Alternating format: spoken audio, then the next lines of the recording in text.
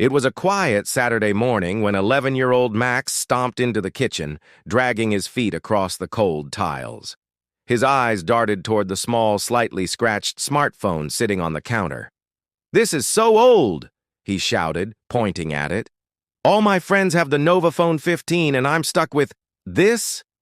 His mother, Clara, paused mid-motion as she spread peanut butter on a slice of bread. Her hands were worn, the skin dry and calloused from years of work, cleaning houses, taking extra shifts at the bakery, doing everything she could to give Max a comfortable life. She took a deep breath. "Max, we just got this phone last month," she said gently.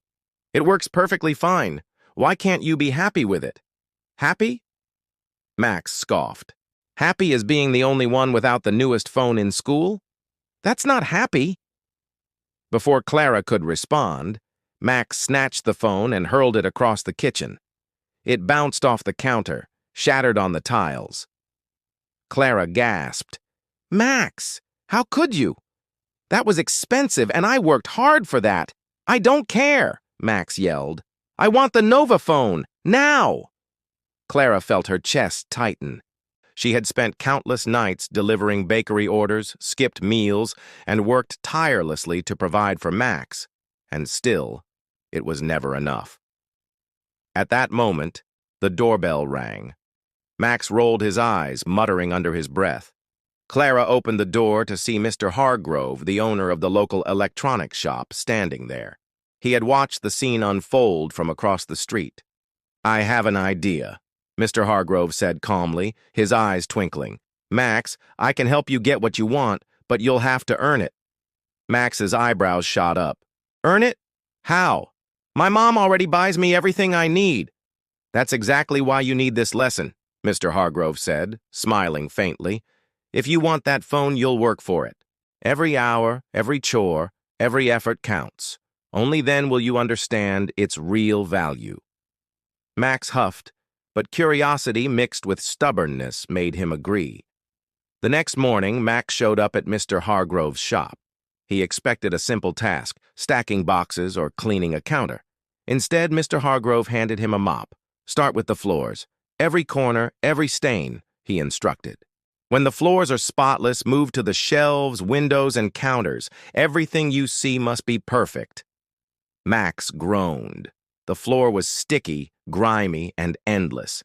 Every sweep made his arms ache. His pride was wounded. He had never done work like this before, not for anything he wanted. By the end of the first day, Mr. Hargrove handed Max a small envelope. Inside, $20. Max's eyes widened. "That's it? I worked all day." "Your mother works every day, Max," Mr. Hargrove said. "She sacrifices comfort, sleep, and time for you. That $20 is not the point. It's just the beginning of your lesson." For the next 12 days, Max returned to the shop. He cleaned floors until his knees were sore, polished counters until his arms ached, unpacked heavy boxes, and dealt with impatient customers. Slowly, he began to notice something he had never felt before: pride in effort. Even though it was exhausting, accomplishing these tasks made him feel different. He realized that nothing in life came free, especially the things he demanded without thought. By the 10th day, he had earned $800, the exact price of the Nova Phone 15. His heart raced as Mr. Hargrove handed him the box. "This is it," Mr. Hargrove said. "Your reward for effort." Max carefully opened the box, staring at the gleaming phone. Triumph surged through him. Finally, he had earned it himself. And then, Mr. Hargrove smashed it against the counter. Max froze, mouth agape. "What? Why? I worked so hard. This is mine." Mr. Hargrove leaned close, voice calm but firm. "Do you feel that sting? That heartbreak? That's how your mother felt when you destroyed your last phone without a second thought. You never considered her effort. Now you do." Max's eyes widened as memories flooded in. Late nights when his mom worked the bakery alone, early mornings cooking breakfast, laundry, cleaning, all to make his life easier. He sank to the floor, tears streaming down his cheeks. I understand now, Max whispered. Mom, I'm so sorry. I never realized how much you do for me. That evening, Max returned home with the broken phone.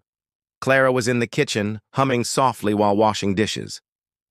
Mom, he whispered, voice trembling. I didn't understand before, but now I do. I'm so sorry for everything. I promise I'll never take what you do for granted again. Clara turned, tears in her eyes, and embraced him tightly. Max, that's all I ever wanted. For you to understand that love is work and respect is earned. For the first time, Max truly felt gratitude, respect, and love, not as words but as emotions that settled deep in his chest. The next day, Max nervously returned to Mr. Hargrove's shop, expecting another punishment. Instead, Mr. Hargrove handed him a pristine Nova Phone 15, still in the box. You got me a new one?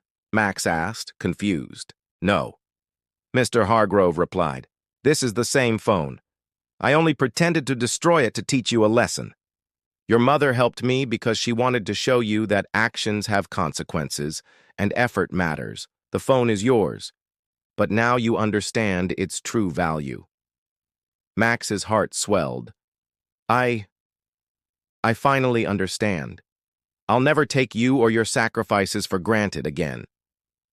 From that day forward, Max changed. He helped his mother without being asked, respected the effort behind the things he wanted, and even started saving money to contribute to the household. It wasn't just about the phone anymore. It was about gratitude, respect, and understanding the sacrifices that others make for you. Max finally realized that the hardest lessons often teach the deepest truths. Love is effort. Respect is earned. Gratitude is priceless. Now it's your turn. What would you have done if you were Max? Would you have understood the lesson or tried to get the phone anyway? Drop your thoughts in the comments. I'd love to hear what you think. And if this story made you reflect on someone who sacrifices for you, hit like, subscribe, and share. Stories like these remind us that the hardest lessons often leave the most lasting impact.